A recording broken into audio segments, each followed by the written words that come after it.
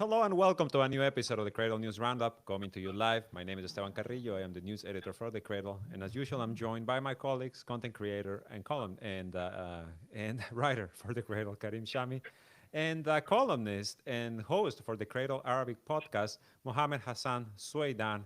So good to have the two of you here today to try to untangle the many things that are happening currently in West Asia. And of course, we have to start discussing what happened in Qatar. This is our first chance to really sit down and try to get into the weeds about this. Now, everyone knows what happened. We don't really need to go into too much detail. Israel bombs Qatar. The United States plays dumb. Donald Trump goes out and he's like, oh my God, this is such an unfortunate incident. We warned the Qataris. And the Qataris are like, you called us 10 minutes after the bombs dropped on. What the hell are you talking about? So it has left, obviously, a lot of repercussions. Today, Qatar said that they are reconsidering their security alliance with the US. They are saying they are going to host an Arab Islamic summit to discuss, I guess, repercussions for Israel. Although I highly doubt there will be any, but I will get into that. I want to hear from you guys in particular. What does this attack say to the other Arab countries and their reliance on US promises, on US guarantees? And in particular, what does it say to Lebanon? Nawaf Salam just a few weeks ago was saying, oh, like if Israel attacks us after Hezbollah hands over their weapons, they're going to face consequences. Well, they just bombed Qatar. So I want to hear from you guys. Go on, Karim. Yeah, I think what happened in Qatar is somehow expected, and I think this will open eyes all over the Arab world. And of course, if the Arab leaders are like patriotic, they should shift away from the United States, especially that most of the arms that they have and the weapons are from the United States. And it was clear that Qatar or any other Arab country didn't know even from where the planes came. And there's no leaks in the media, so that's very concerning. And for me, what happened is all a result of the assassination of Sayyid Hassan, because Sayyid Hassan was the head of the Axis of Resistance, and he was assassinated. And following his assassination, of course, Al-Sharia or Jurani, whatever you name him, took control of Syria. And Syria was the only sovereign Arab state that had air defenses, and it prevented Israel from bombing that far. When there was Syria, Israel couldn't bomb Iran and couldn't bomb other places. But now it's clear, unfortunately, that Israel controls the airspace of the entire West Asia. And of course, not alone, with the aid of the United States. And what happened to them, it's very serious, but we expected it from the beginning. Since I was young, I learned that the aim of Israel is to expand, and to expand not only to Lebanon, to expand to Lebanon, Syria, even the Gulf countries, and to Iraq. But apparently, these leaders didn't know that, and they aided the West, and especially Turkey and the United States to overthrow Bashar al-Assad. And now what happened is, for me, a result of that. And they paid billions to please the Americans, and at the end they got bombed. And it was clear that the United States don't see any Arab state as an ally, and for Israel, they are willing to bomb other places, especially that, for instance, Qatar is considered a very strong ally. And the moment it's a I major saw it, non-NATO ally. He has the 100%. the designation. And the funny part is that Al Udeid base in Qatar was built by the Qataris and was gifted to the Americans. The Americans didn't ask for it. And just the beginning of this year, the Qataris also gifted Trump the most expensive airplane in the world. I don't know if they didn't give this airplane. I don't know, maybe they would bomb them more. Maybe because they gifted this airplane, they were only bombed by 12 or 10 missiles. So that's my thoughts of what happened. What do you think, Mohammed? What's next? No, I think that, the good thing about the US and Israel is that their plans are very clear. They state their plans before time. On October 9, 2023, meaning after just 2 days from October 7, Netanyahu said that well, we are going to change the Middle East. We are going to change West Asia. So he declared this on October 9, 2023, after 2 days only. What he is doing since then is part of his plan to change the Middle East. So he told us, he told all the region that I'm going to change it. So how is he going to change it? I think he's working on two paths. The first path is by fighting the axis of resistance, weakening it, and after weakening the axis of resistance, then regional deterrence won't be found anymore, and then he will move towards the U.S. allies because he wants them to obey Israel and the U.S. based on fear. Because it's one thing to have mutual interests and thus respect everyone's Israel's interests based on Arab interests, and it's another thing to have obedience based on fear. In that way, you will have full obedience. No one will react. I think that's one of the mutual interests between Israel and the US. The US wants the Arab allies to obey, but he wants them to obey the US not based on interest, but rather based on fear. And these are the two main paths Israel is working on. Number one, fighting the axis of resistance and weakening it, and number two, having obedience based on fear. And after Qatar was hit, the first thing I thought about is that, well, this is what you get when you weaken the axis of resistance.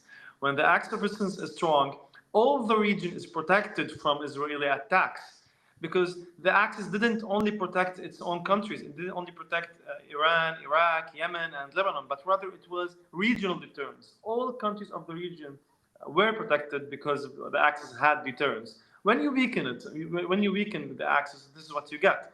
That's why I think if the Arab countries didn't realize this, now I think, well, it started with Qatar, it will move towards several countries, Turkey, Egypt, Jordan, many countries in the region. There are no boundaries anymore. The faster the Arab countries recognize that there are no more boundaries, the faster they will get to have less damage for themselves.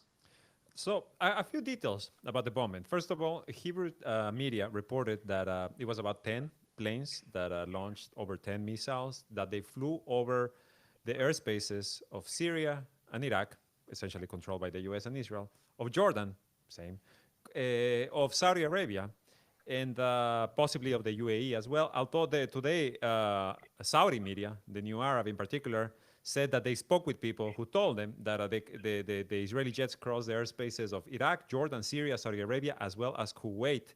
There was also this flight radar information showing that there was a British refueling plane circling above Doha at the time of the attack that apparently was under the command of the CENTCOM, of the US CENTCOM. So what does this say about Qatar standing in the region right now? Because Qatar was a country that it was in 2017 that they were blocked. They were like by the UAE and Saudi Arabia, and at one point even threatened with a full-blown invasion by these two Saudi Gulf monarchies. Now it seems that Qatar finds itself, it kind of went full circle again to the same position that they were nearly a decade ago. And that's like after spending billions on billions, like what you're talking about, Karim, about the gift of the plane and the gift of the base. Qatar, since that diplomatic attack from the other Gulf monarchies, has spent tens of billions of dollars in the lobbying, in the U.S. lobbying. If I'm not mistaken, they are the second largest state that lobbies in Washington, that pays, for policymakers to do their bidding. The same, remember, Qatargate in the EU, Qatargate in Israel, Qatargate for the office of Benjamin Netanyahu accepting kickbacks from the Qatari government. All of this cash just to end up, standing on the same side as the enemies of the U.S. empire project. So what does he say about Qatar now? I think, as we stated, I think it's all miscalculations from the Arab monarchies, especially that they do all this because they want to maintain their rule and to protect their families. It's not only Qatar, UAE, Bahrain, and Saudi Arabia, they all do the same. But what happened is that usually since the 90s and since Oslo, the mentality of the Israelis right-wing changed. And for instance, they did all these deals and signed all these deals because there were understandings that Israel and the United States will protect these monarchies, in addition to Jordan and to Egypt. But Israel will not expand and will not attack them. And they will get some deals and some oil from the regions and some technology. But now with Netanyahu, I think it's a big difference. Netanyahu doesn't want all these deals, and he's willing to bomb any Arab country or anybody who says no to him. And that's what the Arabs... he's outright talking about Greater Israel. There's no more 100%. smoke. It's there. Yeah, and let's us not forget that Ben Gavir and Smotrich, both, they were from the beginning against the Oslo Agreement. And they also, the guy who assassinated the minister back then was a friend of Smotrich, if I'm not mistaken. So the ideology that the Israelis or the current government brings to the table, they don't care about any Arab countries, they don't care about deals, they don't care about anything, they only care about expansion. And that's what the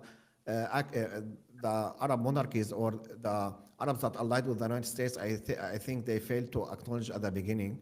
And now we saw that they are bombing Qatar. The big question, I think, it's not why they bombed Qatar or anything, or if they will bomb it even again, because they threatened it, yeah. The point is that what the Arab can do, what the Arab, meaning not the real Arabs, for me, and the Gulf countries, what they can do. We know that Saudi Arabia and Qatar and UAE, they, year over year, they stockpile their weapons and they buy weapons from the West. Will they use them? Will they deter anything? Will they be able to even prevent a ship from sailing? I think this is the big question, because they called for an emergency meeting. We'll see what they can do on this emergency meeting. Hopefully they can do anything, something, but I think they will be like our prime minister. He said if Israel invaded Lebanon, we will condemn it in the UN. So we'll see what will happen. Ooh. Mohammed, I want to hear from you. What does this mean for, is there a difference between the Israeli project and the US project for the region? Do you think that, can we still talk about, there being kind of like this idea that it's Israel that is dragging the US into this forever war and into these attacks, etc., or are they simply one and the same? Yes, I truly think that they agree on the strategic goals, on the end goals, but they diverge on the tactics used. For example, I don't think that the US agrees with this much hostilities inside of Gaza. That's not because the US cares about human rights and about people, just about the global image. The optics. Yes, exactly. So yeah, I think that they both agree on the strategic, on the end goals, but they diverge on the tactics, on the ways Israel is moving towards achieving this. For example, in Qatar, I truly believe that it was what the US also wanted. And here another divergence is regarding the end goal. We should ask ourselves, does Israel really want regional hegemony? And the second question, can Israel achieve regional hegemony? Because if we think realistically, I think Israel lacks the demographic factors, the military factors needed to achieve this. And there was a study today published by JINSA that says 80% of weapons used, defensive weapons used to avoid rockets targeting Israel were Americans, and only 20% were Israelis, meaning that without the US, Israel can never achieve anything, no defensive, no offensive actions inside of the region. Well, if a country, if the entity can defend itself alone, how will it achieve regional hegemony alone? It can't. I think this takes us to what several writers have been writing in the past month. They are thinking about the Israeli strategy of denial, meaning that if Israel can't achieve regional hegemony because of the demographic and military factors, then no one in the region can have this regional hegemony. So the goal of Israel now is to deny anyone regional hegemony, to have Israeli leverage over other countries, and to expand in the region diplomatically and politically, economically, and on ground. So these are what I think this is the end goal of Israel. And this is what is understandable by the US, because the US is the country that most knows about Israel's factors, the limits of Israel, and what Israel can really achieve. So yes, they do diverge on several specific tactics how to achieve the goal, but at the end of the road, they both agree that there should be Israeli leverage in the region. Everyone should obey the U.S. and thus obey Israel. Everyone other than Israel should be denied regional hegemony, and Israeli expansion serves the American interests, especially taking into consideration that today the number one thing in American leaders' minds is superpower competition. And they think that if they gain Israeli leverage in the region, this is one step forward against China, against Russia, against the superpower competitors. So yes, at the end of the road, they do agree on the end goals. Yeah, We had a yeah, let me just Esteban, very quickly, okay. Karim. Yesterday we had a feature, because this is to Mohammed's point, and I will point to all of our listeners. Who, by the way, make sure to leave a like, make sure to subscribe to the channel, check out our memberships, check out our Patreon. Please, you can become a direct supporter of the Cradle. Yesterday we had a feature that talked about exactly what you just brought to the table, Mohammed. That is like has Washington kind of shifted strategies. This is what it proposes, right? What we published yesterday. It says, like they abandoned their war on terror, which the blueprint was building states, right? That was what was supposed to be Iraq, what was supposed to be Afghanistan. We're going to nation build these client regimes. What they did in Syria as well. What the situation currently in Syria, to complete submission to what can only be described as prevent governance itself. That's what this article proposes. It's I just wanted to add that, and I wanted to direct our readers to read this very interesting article, about how it's quite likely that we're witnessing a complete shift in how the U.S. approaches this region. What were you going to say, Karim, before I cut you off? Yeah, I just wanted to comment on the photo that I put on the screen. It caught my attention because also I asked what might the Arabs do or the Gulf countries could do. It's clear in this picture today. This is the funeral of the people that Israeli aggression killed. They were 4 Palestinians and 1 Qatari. And if you look at the picture, and I watched some of the video, I didn't notice any Palestinian in the image. So I don't know if it's in purpose or what happened, because if this is the case, that means that already Doha or Qatar accepted what Israel wants. And I don't think, if this is true, they didn't even resist for 24 hours. I mean, they said Yeah, that they were what- going to cancel their mediation, and then immediately took it back. They immediately said, no, we're actually going to continue the mediation. And just to highlight, in 2023 and in Sorry, it 2024, might be for security reasons. I'm just speculating at this time. No, what I wanted to mention is that in 2023 and in 2024, the Qataris offered to expel Hamas leaders, right? To send them away from Doha. And it was Israel and the US who asked them to keep these offices open. And I guess now we see the reason why. Yeah, 100%. And also Doha, it's not only for, it doesn't only host Hamas, they also host Taliban. We know that they did many talks with the United States in Doha. True. Although both are considered enemies for the United States, but the United States wants that to happen. I forgot which minister in the United States just yesterday said, we know that Hamas are there, but we want them there in Doha. We accept this because we want to mediate. In front of us, they are saying that they didn't want the bombing to happen. But of course, as you mentioned, Esteban, there is no way that an Israeli airplane can cross all this distance without the clearance and acceptance and coordination of the United States. It's as easy as that, yeah.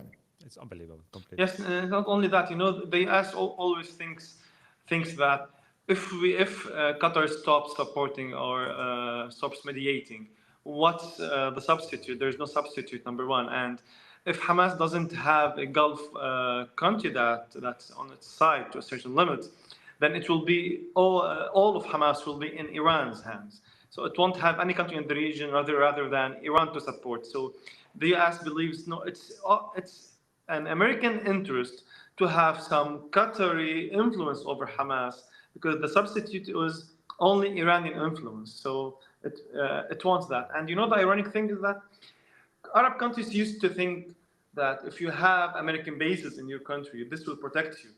But they forgot that they have American bases, but the remote control is with Trump and the American presidents. So you can't use these weapons.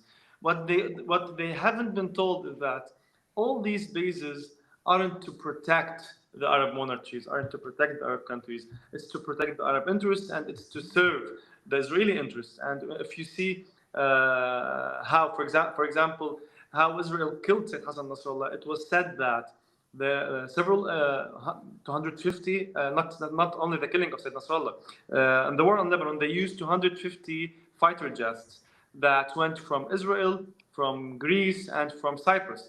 So these bases, the American bases in the region, are to serve Israeli fights, are to serve Israeli wars in the Arab countries and other countries. Yeah, in addition to that, the American fleets also.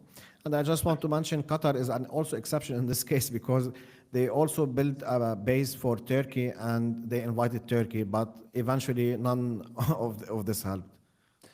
There's something really scandalous that I want to hear your thoughts about. And it was like a statement from the Qataris yesterday, I think it was from the foreign ministry, in which they suggested that the way they worded it was the Israelis used weapons that did not register on our radars and on our technology, which is, of course, provided wholesale by the United States of America. That's a scandalous if it's proven true, you know, like the fact that all of this equipment that you bought to protect yourself and safeguard security can be very quickly, you know, turned off. So you don't see when an attack it's coming. And at the same time, you know, and you mentioned this, Mohammed, that this is kind of like the another act in the big power play. West Asia, of course, an integral corridor, an integral area of the world for the Belt and Road Initiative, right? For China's mega infrastructure project.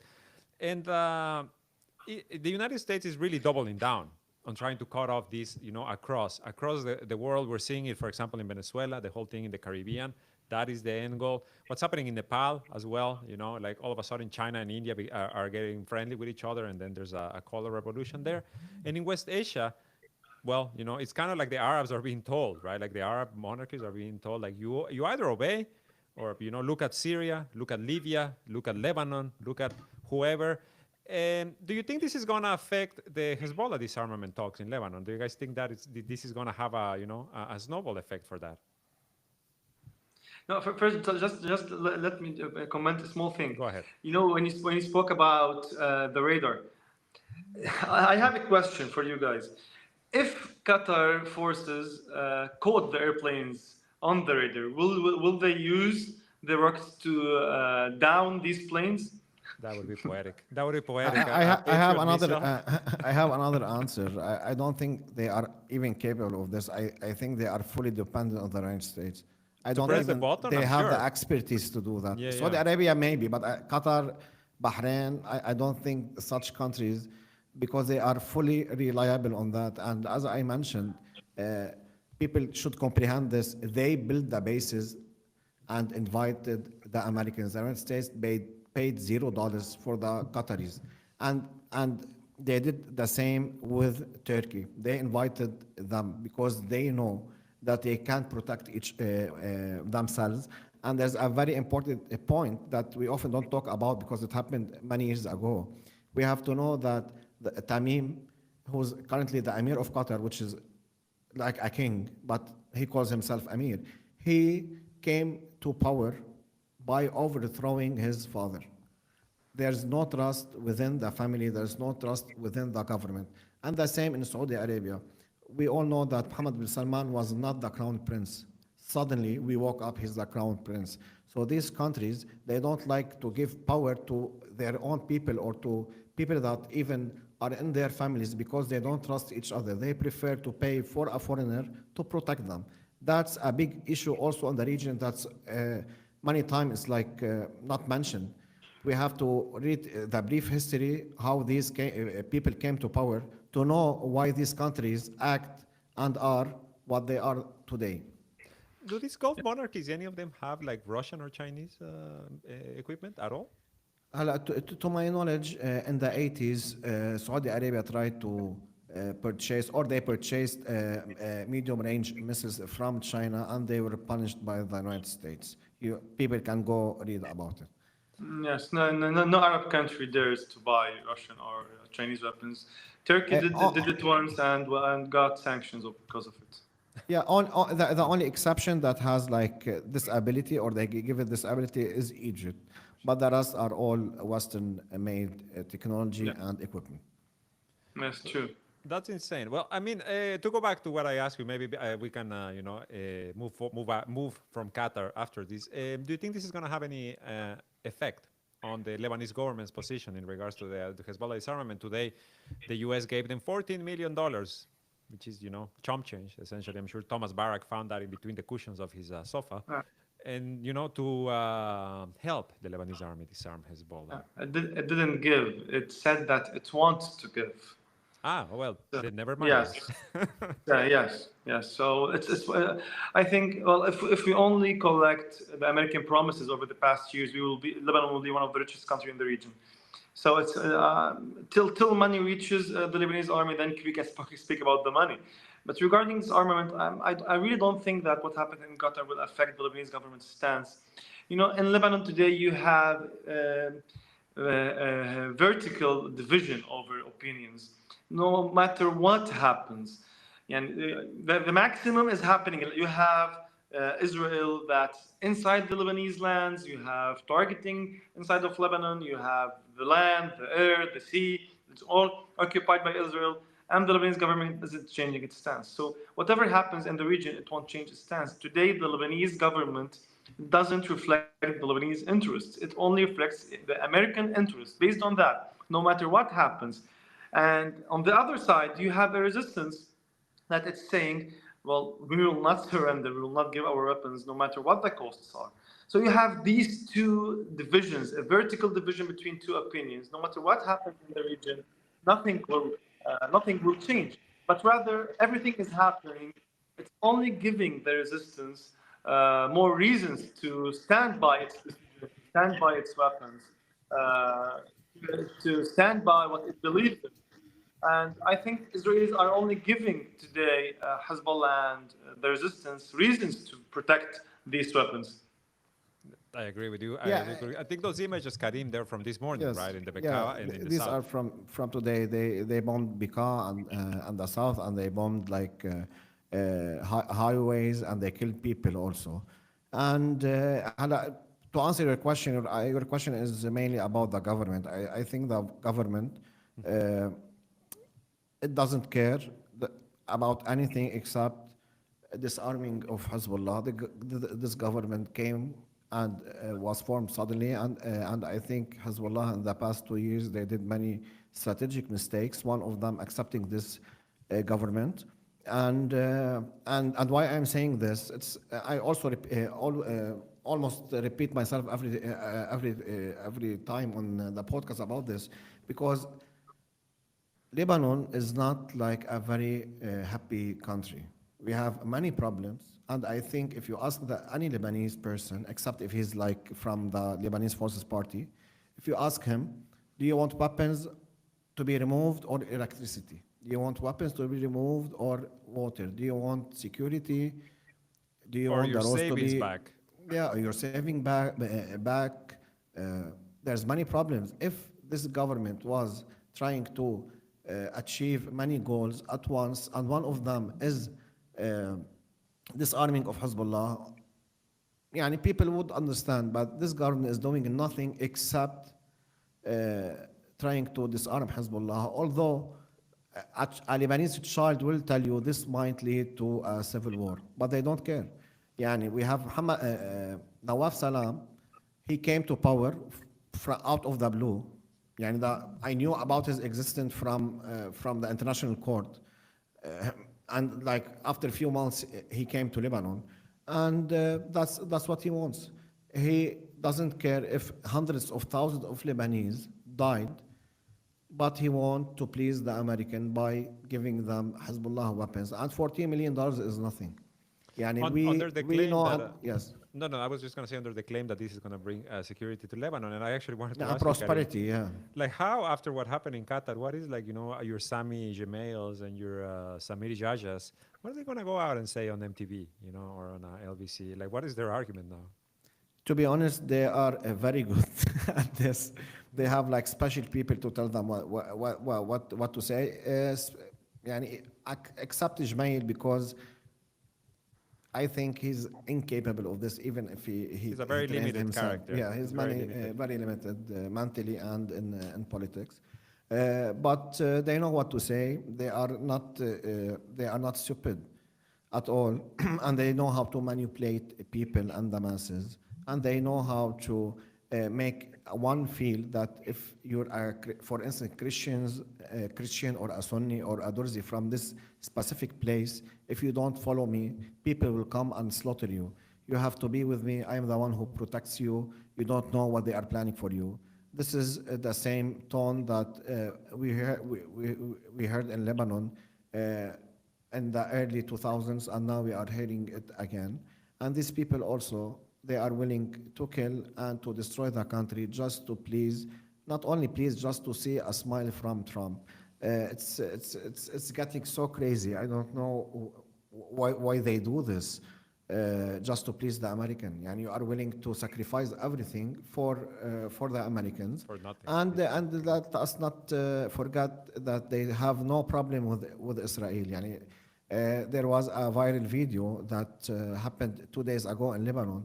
A journalist asked Nawaf Salam, who's like the current prime minister of Lebanon, he was asked, Yes. can you comment on the drones that's happening? He got mad because he was asked, why are you asking me that there's an Israeli plane? As if this is not a big deal. Did he خلاص, say there's something planes, along the lines of like, I'm not going to comment every time there's an Yeah, Israeli ceasefire violation?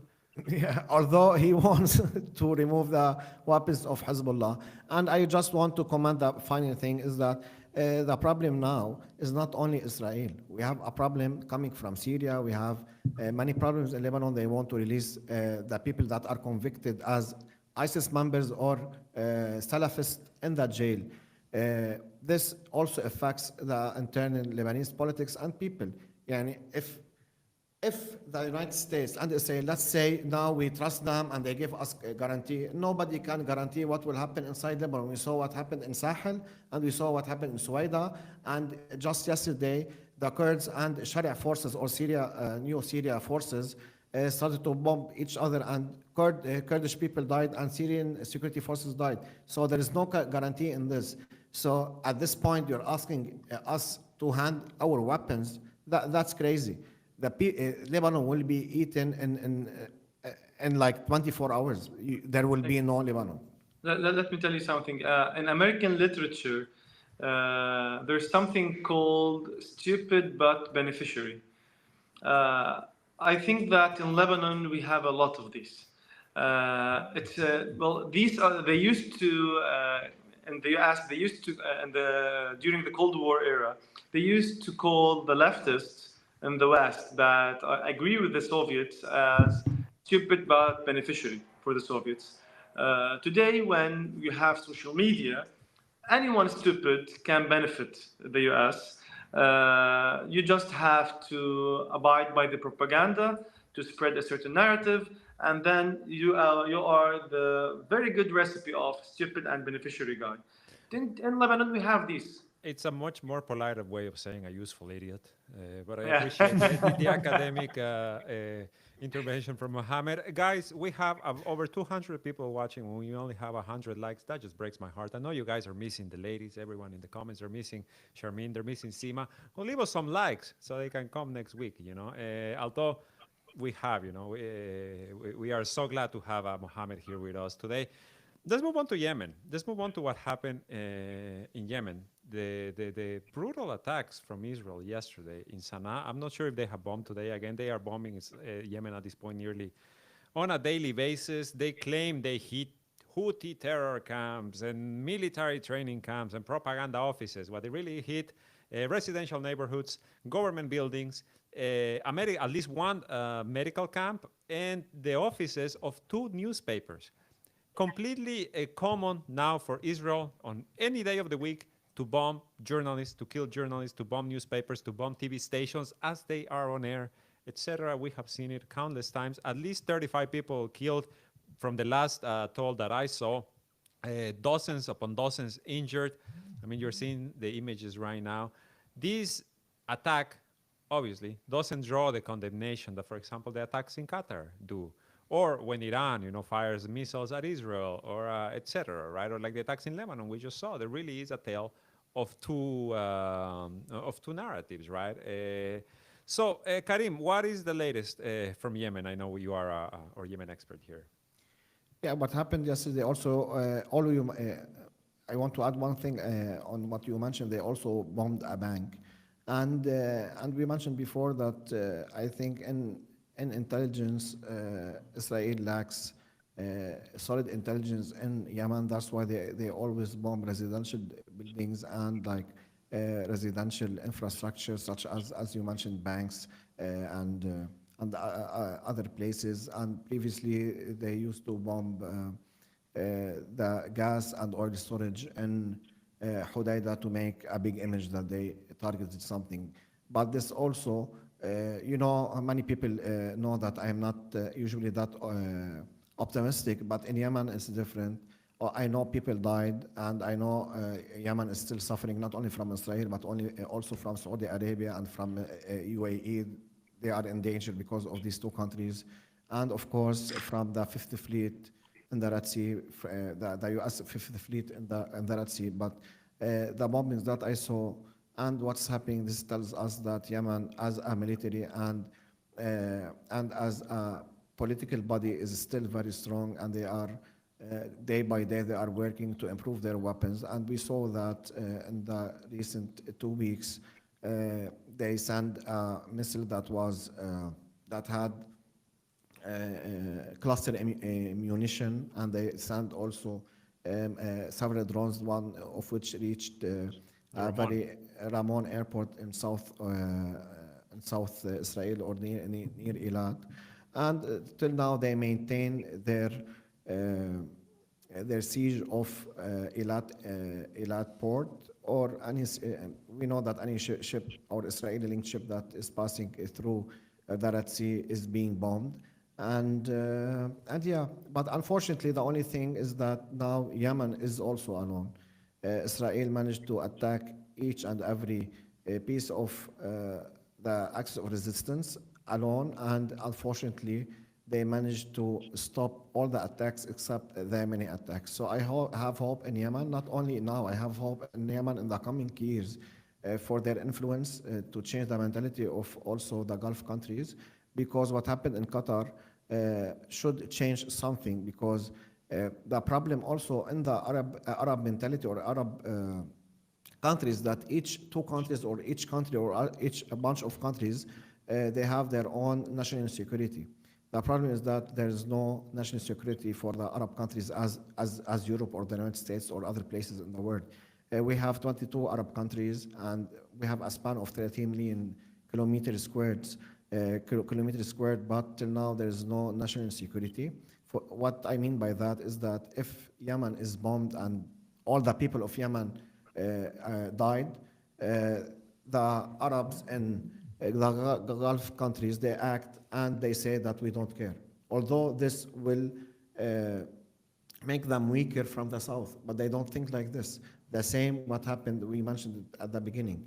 The Arab monarchies in the Gulf countries, they paid millions and maybe billions of dollars to out Bashar al-Assad and to make the Syrian government fail.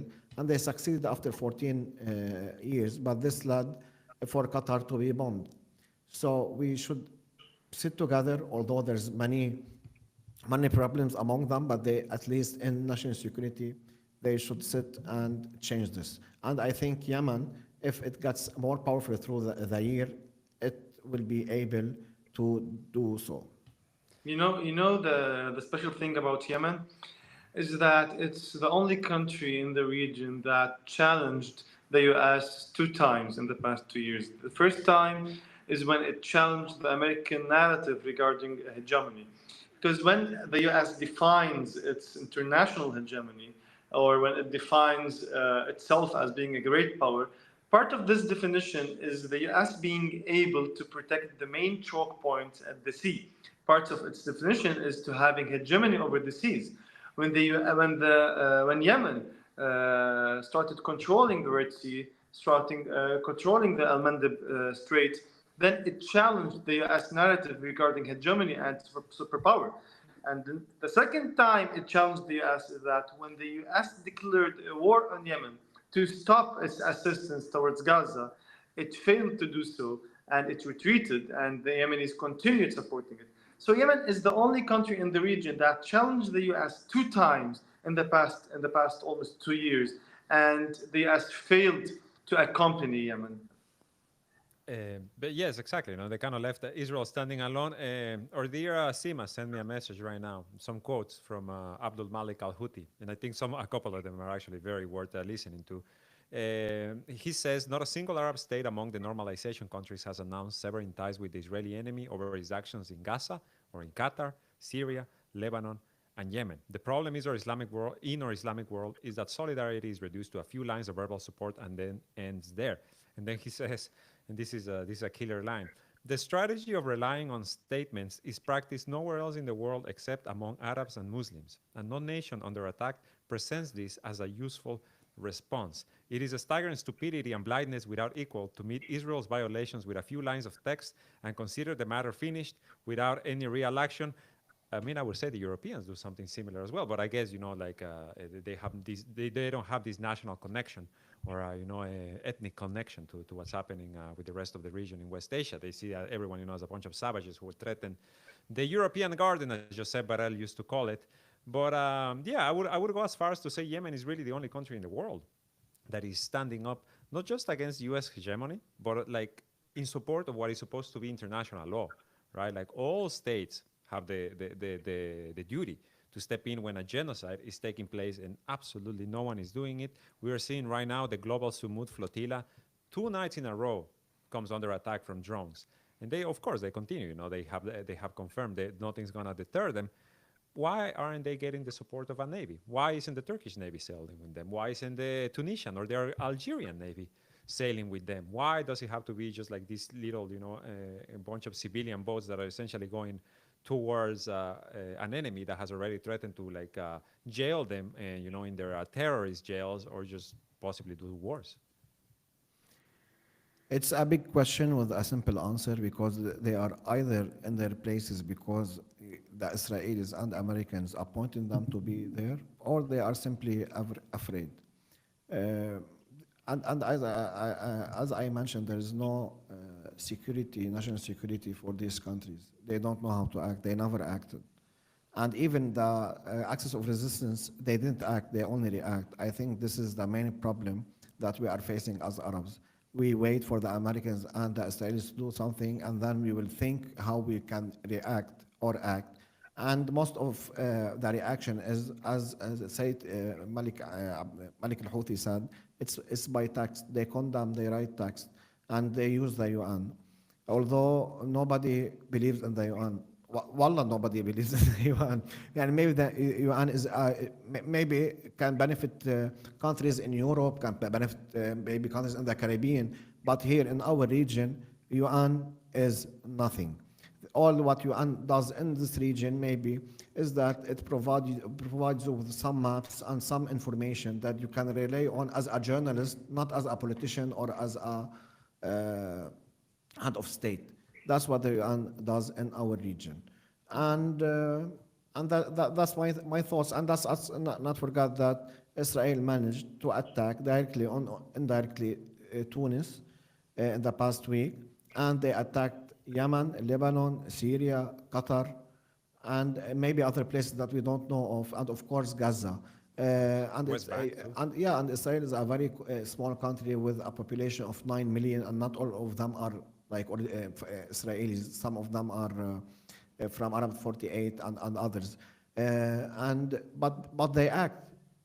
Yani at least there should be a They're mentality proactive. for Arabs. Yeah, You they're know, proactive. They have their own allies, but the United States is the ally of Israel.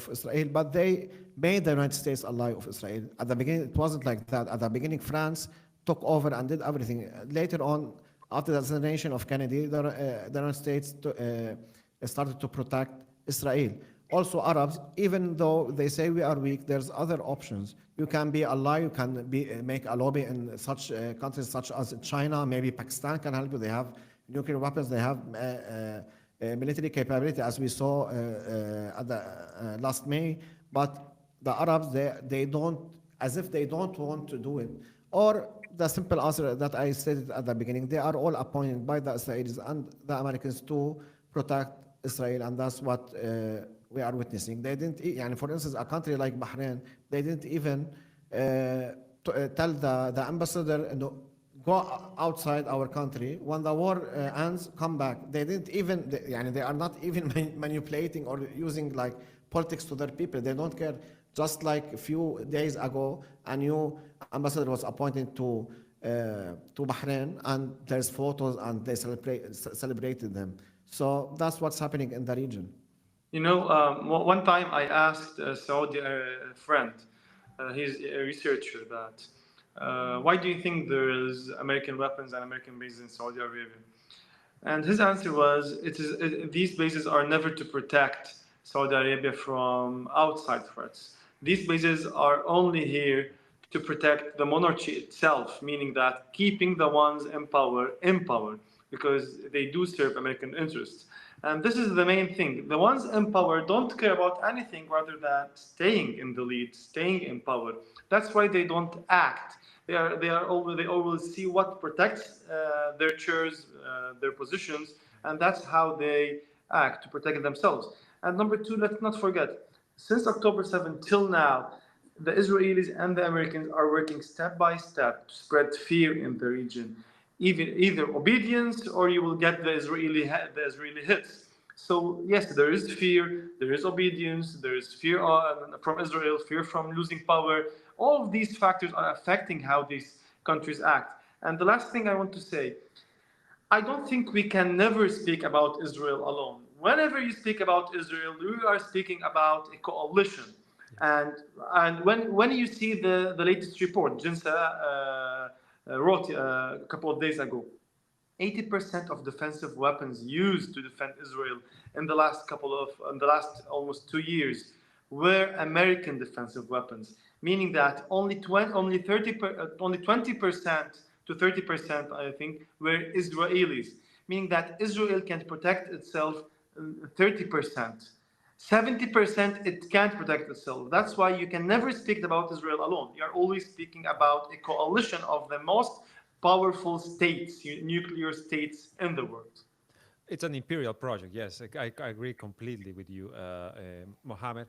I want to hear your guys' thoughts on something else that I've kind of flew under the radar, given the circumstances of everything else that happened this week, and that is Iran again signing a cooperation agreement with the International Atomic Energy Agency and with its chief, the shame of Argentina, Rafael Grossi, who is gonna head back to Iran.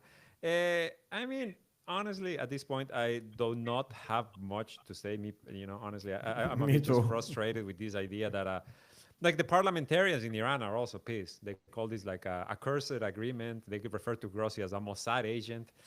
Nevertheless, Pezeshkian and the president and Arakchi, the foreign minister, have signed a new agreement. What is the strategic goal here for Iran? I'm sure. And I wish we had Sharmin on with us, because I'm sure she will come like from the left field completely with like some reading of this situation. But Mohammed, what do you think? What do you think Iran is doing by signing a cooperation agreement just like a few weeks after the parliament essentially said we need to pull out from the IAEA and from the Non-Proliferation Treaty? Like, in Iran, you have several views. You have a view that wants to stop cooperation, and you have the other view. I think what signing the cooperation means acting realistically. Well, because not signing it, not going towards an agreement, will lead to international sanctions, United Nations sanctions to return. And here we have a question that can Iran bear more international sanctions for the next years? It's hard. Number two, what are the other choices? Well, not signing the agreement. Then what? Then you are always risking Israeli aggression, American aggression. You are always inside the community of war. You have international sanctions. So I think Iranians are acting realistically now. They need time to solve their problems because it was obvious from the last 12-day war that yes, Iran can act against Israel, but at the same time, there are serious problems in Iran's security side and its defensive side regarding how to act against fighter jets, and how to protect its own leaders. So until Iran protects itself, until Iran solves these problems, it has to act realistic to drive away everything that affects it negatively, try to buy time and solve its problems. And that's how it's thinking now. Okay. Karim, do you have anything about يعني Iran's yeah, I decision? think yeah well, يعني I'm against what happened because of what the Iranians said, and they said that he is a traitor, and he said that Israel bombed us because of Grossi, and because he gave the green light for them by saying that there's He gave nuclear them the activity. documents. That's what they said. The IAEA documents were used Yeah, to yeah. target the nuclear And scientists. they said he did all that because he was promised by the West that if you do so, you will be the head of the UN, He's or gonna, the yeah. Secretary General of the UN. So, and after, like, if you, and they said we have to prosecute him and blah blah blah. If you want to do that, don't do all this propaganda bubble, which left people like me like stunned. Why did you wanted to prosecute him, and now you shake his hand? So that's my thoughts. I think also Iran has this problem. They talk a lot, and then they don't act, or they act completely opposite of what they say, which make many people frustrated, because we know after what happened in or what's happening in Gaza, and the power of Israel rising. We know in the region there's no other country that can rival Israel or create a balance except Iran. And when people see Iran acting in this way, they got frustrated. That's one. But I have my own theory of why they accepted this.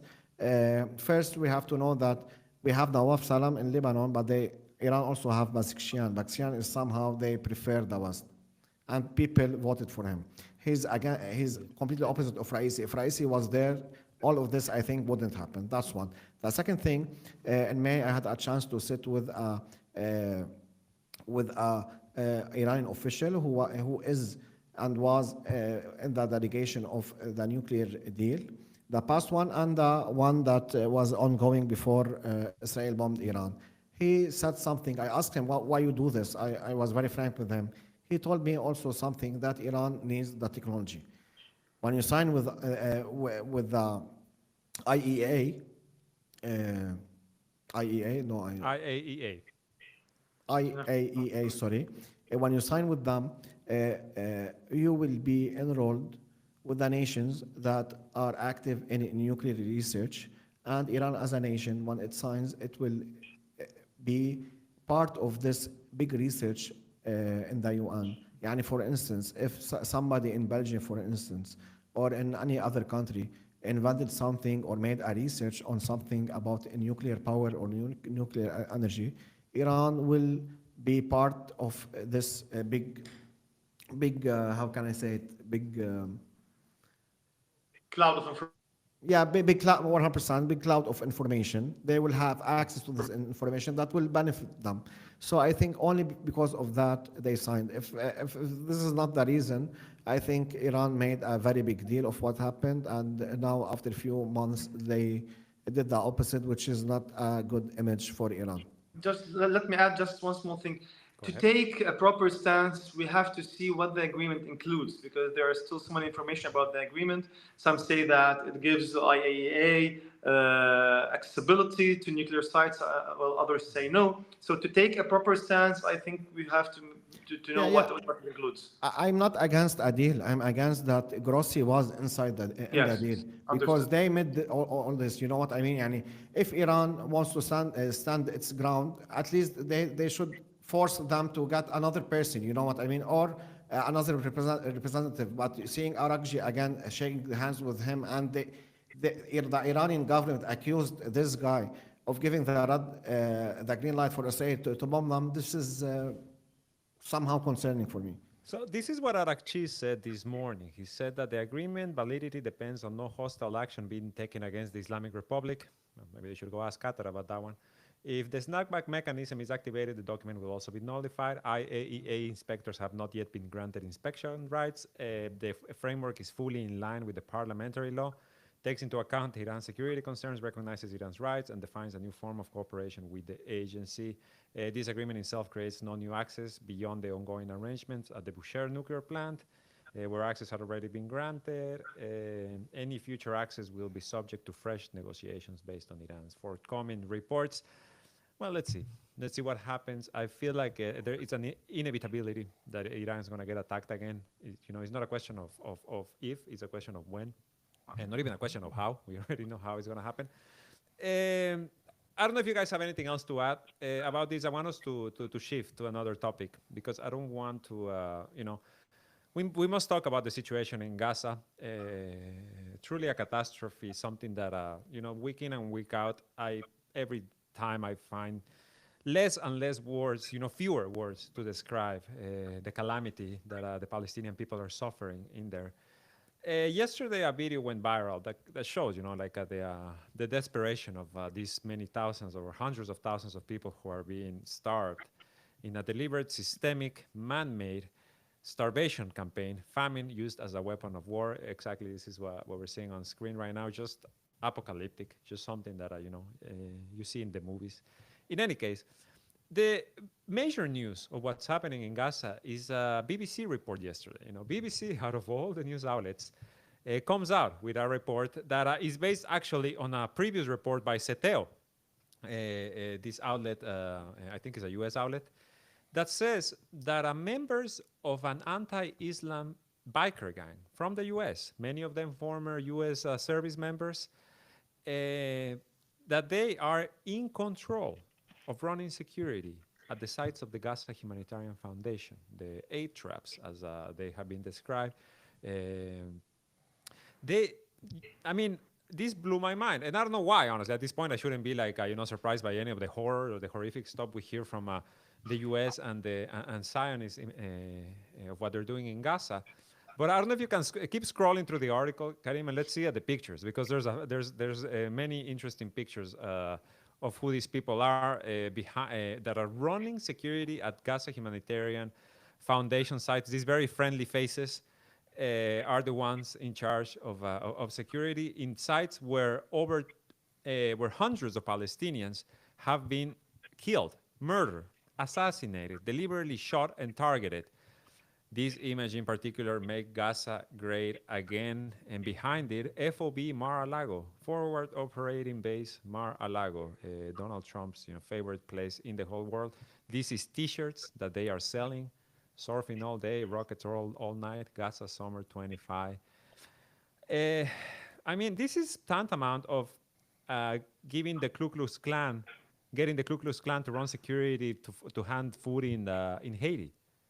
Or in any African nation or anywhere else, you are bringing extremists, religious extremists. These people are, along the same lines as Pete Hegseth, the Secretary of War of the U.S., who truly believes he's fighting a religious war, a new crusade. These people are brothers in arms to Pete Hegseth, and they are, as these lunatics, as these, people like to say, we're getting our shooting on. We're getting our shooting on in Gaza. We are here to kill Muslims. We are here to kill Arabs because we're on a crusade. I don't know I don't really have a question for you guys regarding this topic. Maybe I just want to hear your thoughts because, I have nothing else to say. I have a Serbian friend. I was speaking with her and she told me that Well, she hasn't been able to sleep because they're in the past couple of months sleep well, because there is a question that she is thinking about all the time, and the question is, well, she's not married now, but she's always asking herself, when I get married and I have a kid, and this kid comes asking me that in 2023 till 2025, there was massacres, starvation, a war on humanity inside of Gaza. How did you react? And she is afraid that she has no proper answer. I think this gives a little thing about what we are living now. Humanity is dead, international law is dead. Everything the West has been telling us and has been Yes. paying billions of dollars to convince us about human rights and everything, it all ends here. It all ends today. And it's not only about the West, it's also about the Arab countries, it's also about the Arab people. And I am really surprised about Egyptians here, let me just say it. When you are on the borders with Gaza, and you know that on the other side there's only a border between you and them, you have children being dying because of starvation, and you don't act. History will remember these things. They will. It will. Karim, do you have any thoughts? Yeah, and what I can say that I am ashamed that I am an Arab and a Muslim currently because of what's happening. Yani, people are dying, as you said. It's not only that there's solutions. Nobody is doing anything. There is solutions. Yeah. And I There's a think long how I list. am an Arab and this guy is an Arab, how I am a Muslim and this guy is a Muslim. Yani, they are humiliating us in ways that you can't even imagine. Imagine it just that there's a biker group in the United States. They are anti-Muslims, and they got famous because they used to eat pork during Ramadan. They have a pork roast Yeah. during Ramadan. So that's what make them famous. And after like few years, there's starvation and genocide in Gaza. And what does the United States do? They collect these people, fly them from a continent through two continents to come and kill more Muslims. Yeah, and that's insane. There's nothing to be said. Yeah, it's insane. I want to add just some more information about this because, well, first of all, I failed to mention their name. They're called the MC Infidels, the Motorcycle Club Infidels. They are getting paid anywhere between $1,000 to $1,600 per day to do this in Gaza. They were hired by UG Solutions, which is one of the two companies, the other one being Safe Reach Solutions, that were like, they're kind of these shell companies that were created at the start of this year to hire all of these contractors. And they, as I said, they first came to the spotlight about their presence in Gaza, came to the spotlight about a month ago when you guys must remember Anthony Aguilar, the former Green Beret, Purple Heart, Lieutenant Colonel of the U.S. Army, who actually, by the way, fully believes that Hamas put babies in microwave on October 7th.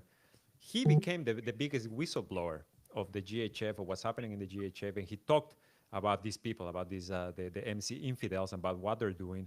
And Anthony Aguilar, just a few days ago, was dragged out of a Senate hearing for calling out lawmakers and telling them, we are funding genocide. The United States is funding genocide. You guys are complicit in genocide, in the use of starvation as a weapon of war. What does he get for his trouble? He gets dragged out of Congress, because in the U.S. Congress, the last thing you can do is speak the truth. At least, has become apparent.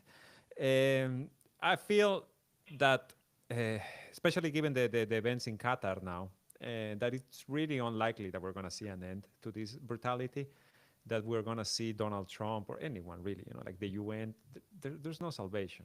There's no one coming in. The Chinese, the Russians, nobody's coming in. As you guys very well pointed out, even if Egypt, you have like the countries, like the Arab countries, the Islamic countries, all kind of just sitting on their hands and being like, well, at some point they have to kill them all, and we'll just move But the on with point, our lives. we will be living in heaven if they just sat and do nothing. These countries did all what they can do in intelligence, money, propaganda, and manpower to Economics. destroy Lebanon, Syria, Iraq, and Iran. The same countries, and Yemen, the same countries that were only and still are only willing to fight Israel. And as I said it, because they did so, now the table is being turned on them, and such countries such as Saudi Arabia, even Saudi Arabia, and see, oh, you see it on the map, oh, all this money, they don't have the capability to retaliate against any attacks. Now Hezbollah in South Lebanon, now Hezbollah, I think they can retaliate more all the Arab countries can do in the Gulf because they Just don't have, yeah, they don't have any capability. They, they are born and their father tells them, don't worry, America is protecting us. But we know that, as he knows, Saudi Arabians and Serbians and other players, we also, we grow up in the schools. We know that these people, I knew Kuwaitis, I know many people. And that's what they say, from Kuwait to Saudi Arabia to UAE to Qatar. They say nothing will happen. America protects us. When you tell them why you humiliate them yourselves all that much, they will tell you because خلاص, United States will protect us. You don't know what Saddam Hussein did. So let us also that's their narrative. let us also remind people about something that Netanyahu, Biden, Trump, the US, Israel, from day one told the whole world what they want and what they will do. So no one has the right to feel surprised. No one has the right to feel surprised that Qatar has been hit. Well, Netanyahu told you that I will hit every country in the region. No one has the right to feel surprised that Syria is occupied, that Lebanon is occupied, that Egypt will be occupied. No one has the right to feel surprised that there is starvation inside of Gaza, that there is massacres inside of Gaza. No one has the right to feel surprised about anything. Since day one, Netanyahu told the whole world, I'm going to change the Middle East. This is how I will do it. I'm going to occupy Gaza. I'm going to kill all the Palestinians. And you have to observe while I do that. So no one has the right to feel surprised about these things. 100% agree with you, Mohammed. There's nothing surprising in any of these actions. They were all telegraphed. They were all advised, and everyone just kind of plays dumb, right? Like world leaders, etc. And I think with that we can wrap Yeah, up this. I just want to mention something. Go ahead. We know all it's going viral and everything. What happened with Charlie Kirk, yeah, the Kirk. guy. Charlie Kirk? Yeah, we saw that Americans now Trump ordered them to like lower the flags, and they went like on a meltdown for this guy who is like pro-Zionist and pro-freedom of speech. And the funny thing, when I read the comments and everything that happened yesterday in the United States, I truly now I'm convinced. I was some between yes or no. The United States and the Americans, they think they are the only country that can freely speak. I don't know how they put it in their heads. Yani they are, he Hollywood was is a advocate for powerful freedom weapon. of speech. Guys, everywhere except like few countries, literally few countries in the world that you can't speak what you want. Yani, I don't know what you think. Yani, he fought for freedom. Freedom of what? Just to tell me. Here in Lebanon, we have Said Hassan Nasrallah who fought for Lebanon.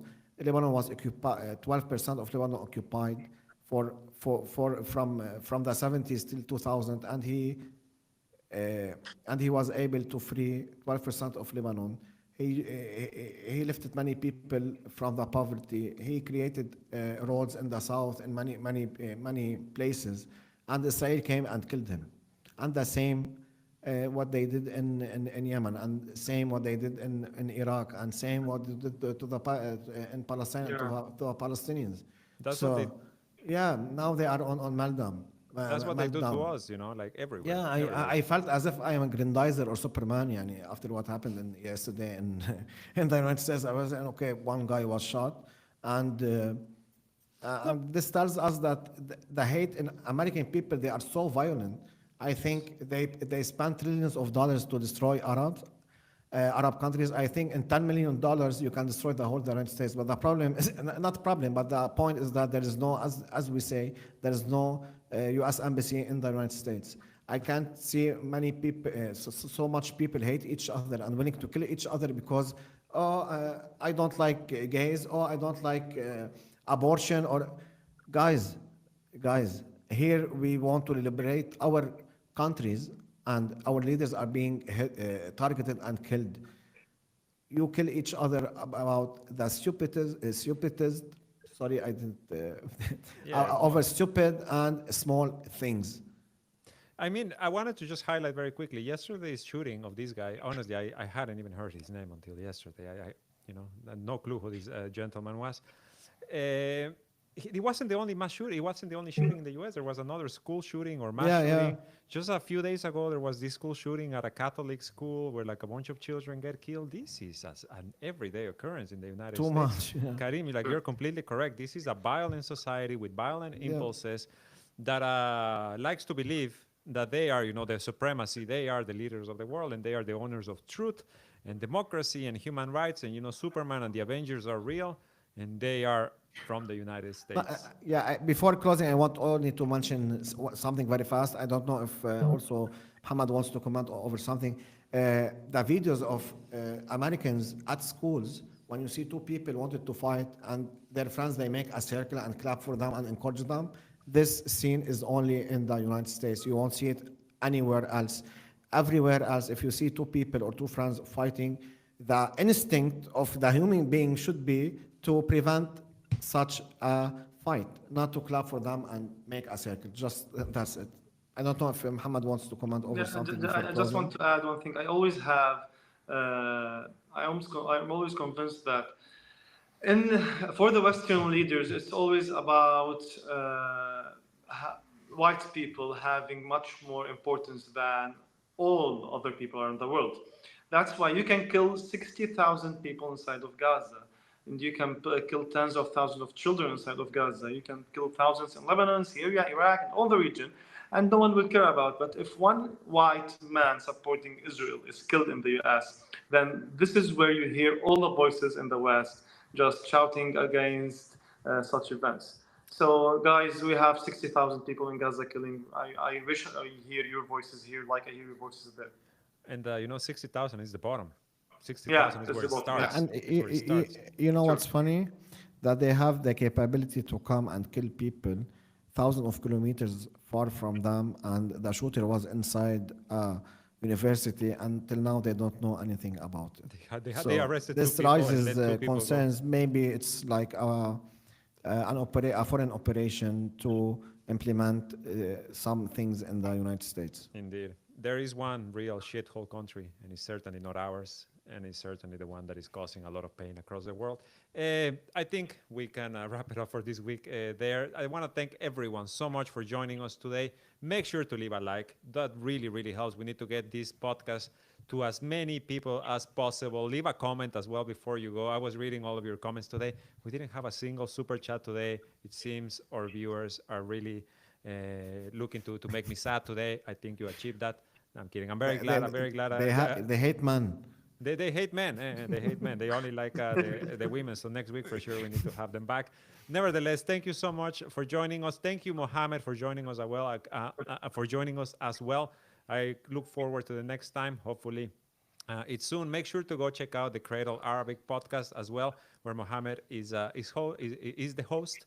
Check out as well, please, our YouTube memberships. Check out our Patreon page, where you can become a direct supporter of the Cradle. Support independent journalism, support our work. We thank you so much, and we'll see you on Monday.